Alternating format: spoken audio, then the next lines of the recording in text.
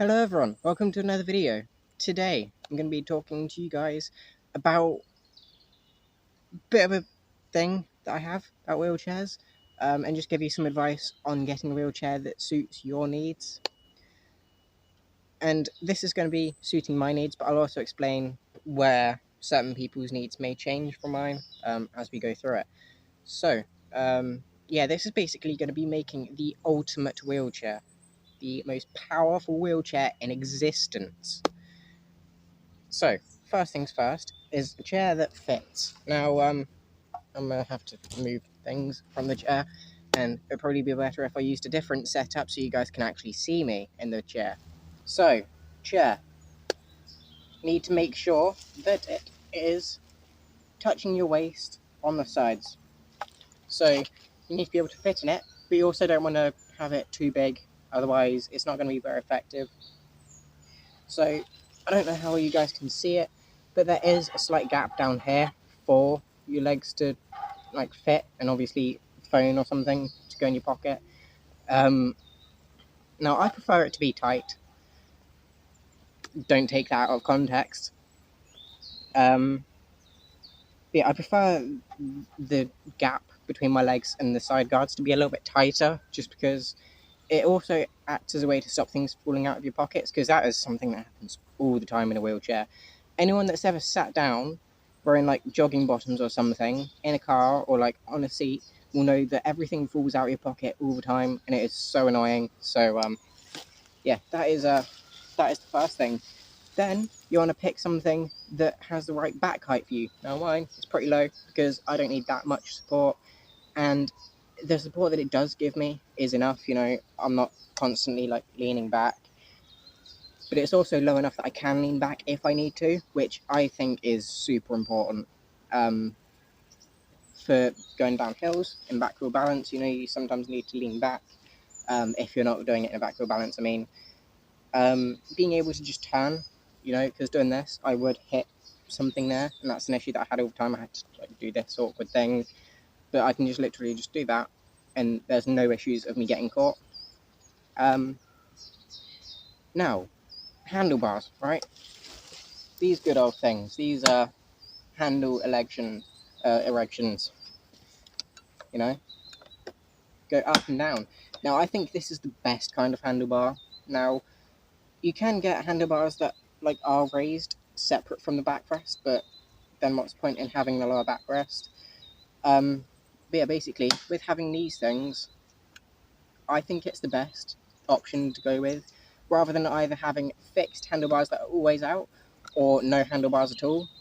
I think this is the best because you get the best of both worlds. You're not going to have people just randomly pushing you, but you can also have people support if you are struggling to get up a hill, if you've injured yourself and need to be pushed around, or, you know, different things. It's just a quick flick, you know, easy. Plus, this is so fun to fiddle with.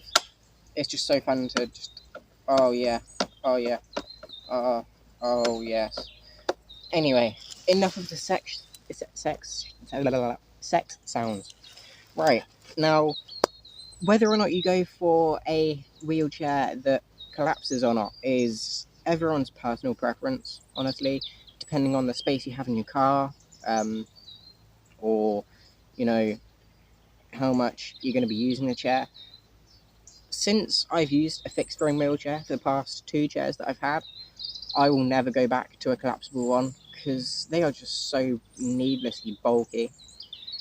Being able to collapse the chair, first off, doesn't reduce the size of it by much. It's literally just from there to there. There's still a massive chair. It's not doing that much of a difference. You have to still take off the wheels, put down the backrest, everything like that, and it's just a pain in the ass. But having the fixed frame chair provides so many benefits over that. So it's easier to turn, you know, I can do this and the chair rocks with me. I don't know how well you can see that, but like, that's because rather than each side individually just rocking side to side, it's going to actually hold its shape. Plus, going downstairs and things is a lot easier and safer, because if you do it in a thick, foldable chair, if you go down like one wheel first accidentally, then the chair's going to collapse with you inside of it, and that's not fun. it's just annoying. Plus there's more like parts that can break, obviously. More things to go wrong, more things can go wrong, kind of thing. And this is just a lot sturdier, a lot more maneuverable, and so much better. That's why I always recommend going with a fixed frame. However, obviously, some people do need that collapsible chair-ness, but, you know, that's my personal view on it. So, gone through that. Then we need to go through the push rims, the push rim height.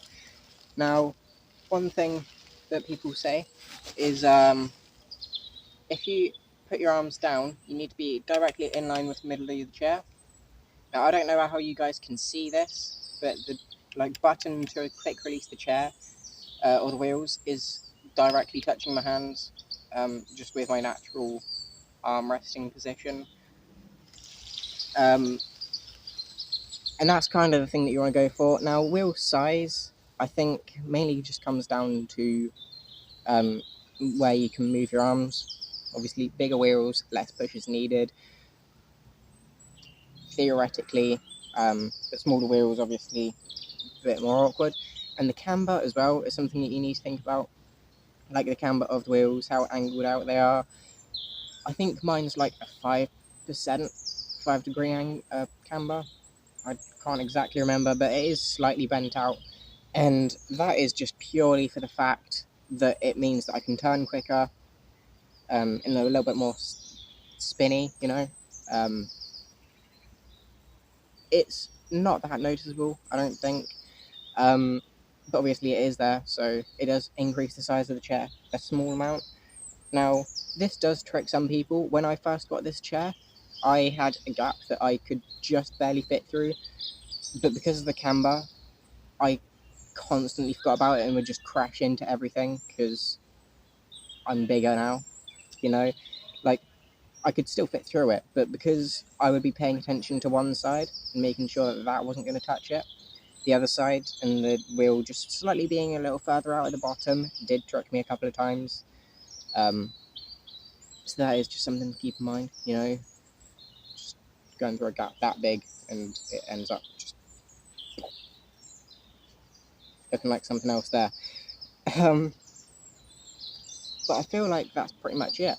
Obviously, the footplate size you need to go with, so the wheelchair, like the cushion, is just touching underneath your knees. So your legs aren't too far down, but also they're not too far up. Each one can cause its own issues. Being too high up can cause pressure sores, as well as too far down, but also being too far down means that it can catch on more things that it can catch. And then the caster wheels, the small ones at the front, they literally just need to be big enough that they're good enough for you, but also small enough that they're not going to catch on anything, so there's not much wiggle room with that. But then again, it doesn't make that much of a difference. And yeah, I feel like that's pretty much it. Obviously, everyone's brake that they go with is different. I prefer to go with the smaller. I prefer the smaller, like, quick release thing here. But obviously, it is just down to everyone's own personal choice with that. You know, having a lever here that you like push forwards can also work. It just doesn't work as well for me. I prefer it to be a bit more sleeker, a bit more tucked out of the way. But again, that's just me. So I feel like that's pretty much everything. If you enjoyed, you know, you can subscribe or like the video, you know, subscribe to the channel, like the video.